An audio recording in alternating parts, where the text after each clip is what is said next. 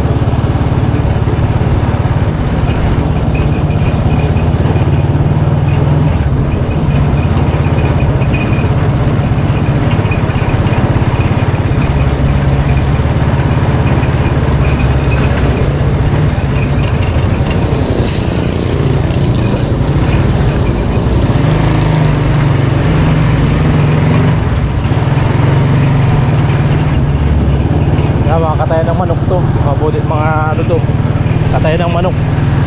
Dito mga kumukuha ng mga manok yung magtitinta. Yan, yan ganyan. Nagtitinda ako ng manok, dito ako kumukuha, nag-aangkat. Ano yan, bagbag. Mura dito ang kilo ng manok.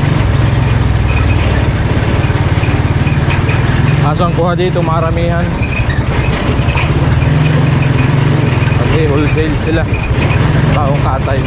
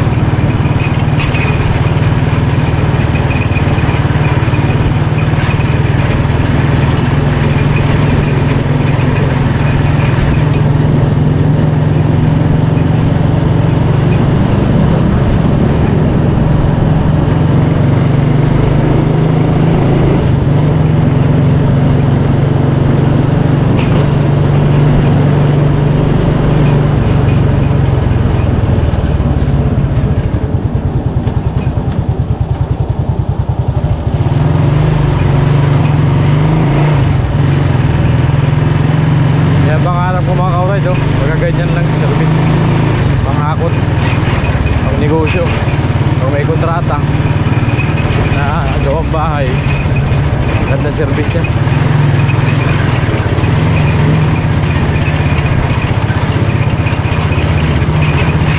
Yan, mura-mura kasi ang guys. Suzuki ganda, 4x2.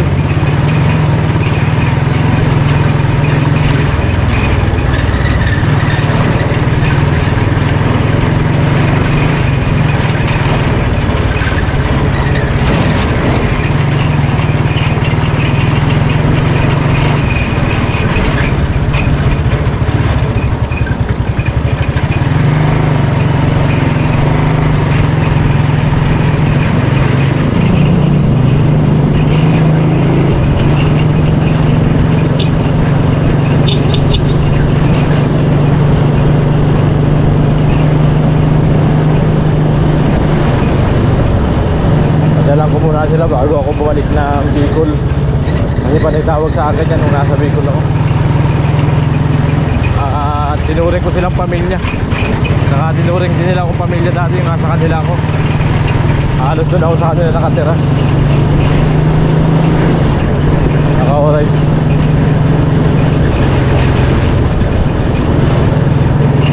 Sila nakakaalam ng buong pagkatao ko. Ayan, ayan, i-interviewin natin sila.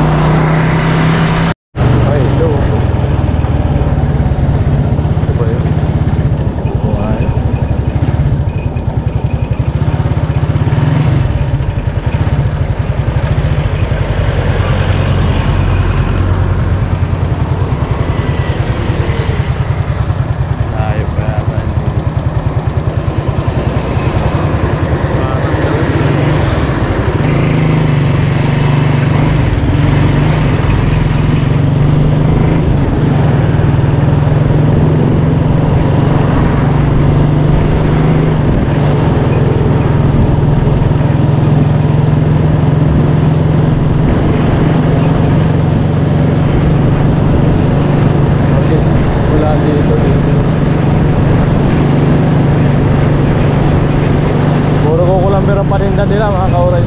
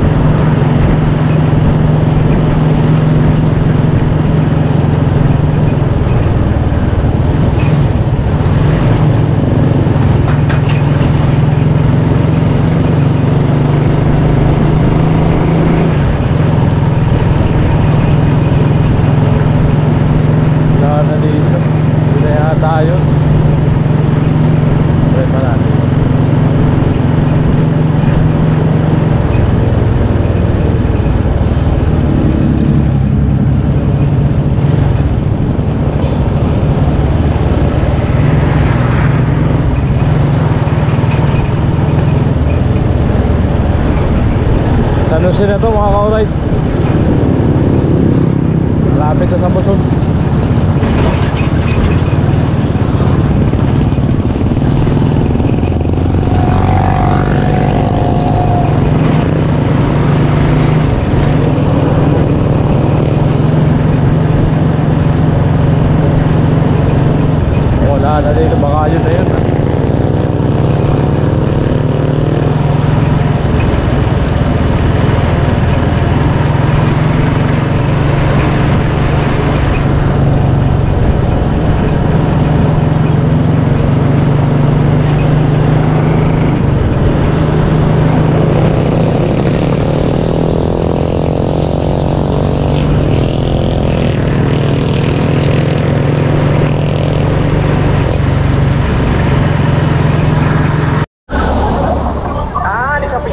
Oo.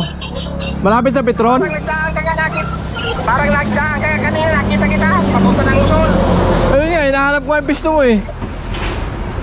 Ay, nasaan ka? Dito, may lumber dito. Kuko lumber. Ito ba sa inyo? Malapit sa Petron? Saan lugar yan? Salang? Alang ba yan? Dito na sa may tapat kami ng Karwas. Walang ibang Karwas dito papuntang Luzon. Ayun nga, Karwas ito. Malapit sa Petron?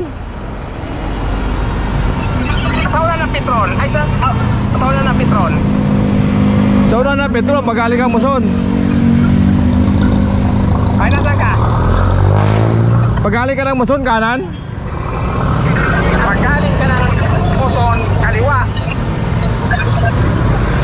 Ang katapat ko ay Karwas. Wala pa rin makita dyan na ano, Kuko lumber. Wala lang kaming kukulamber. Nandito si Mikey Ra. Ah. Bumalik kasi ako. Nandito ako sa malaking lumber. Ba may lumber dito sa kaliwa? Pagaling kang Muson. Ah, galing ka ng Luzon. Tapos nagpupunta ka ng nagdagaw nasa Petron ka. Oo, di Petron dito. Ay, bumalik ka dito sa papuntang Luzon. Oo, sige. Nasa kanan ako, nasa kanan. Oo, sige, sige.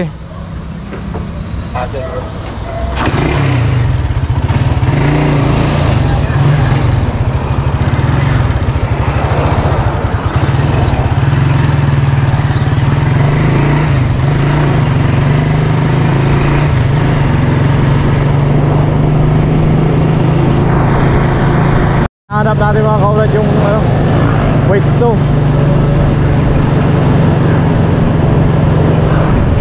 Tapat daw ay Karwas.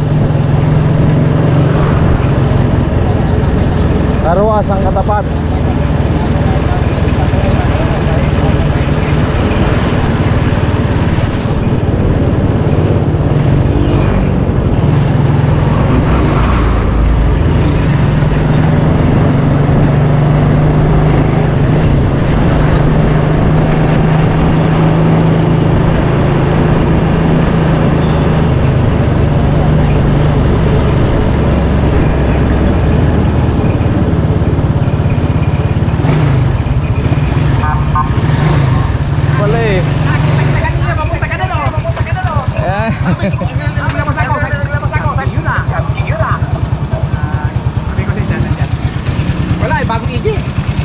Ay, nagbagong ano?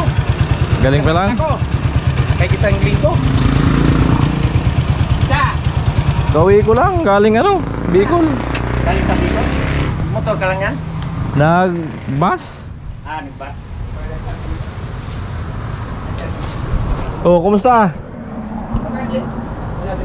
Magpapahilot ako, G. Ha? Magpapahilot ako. Pilot? Oo. Pwede dihilot. Nandiyan na mag-hilot. Kanina pa mag-hilot sige. yan. Hindi tayo makatagayan yan. Saka lang tayo pag ganun lang. Bira naman akong tumagay. Oo. Pilot mo na ako. At bira naman ito magpunta sa akin. Magkakot akong magamit. Daling ko na doon sa ano. O paano? Dala mo? Nakaragila ko truck. Magkano? 30. Mura na. Mura na. Oo. Si Chan nandito. Si Anjet. Ang daming gamit. Oo. Patukan na tira. Doon na talaga na. Mga kaurat, ito mga gamit ko na dadalhin sa Bicol. Ayan. At yung iba na iligpit ko na dito. Ayan, mga nakasako na. Ayan. At yung salamin nito, salamin ng lamisa, ito na po. Binalas ko na ng foam. Ayan, yung mga babasagin nandiyan na sa sa washing machine. Ayan mga kaurat. Ayan, iiwan ko naman na yung rip na yan. Sira na yan eh.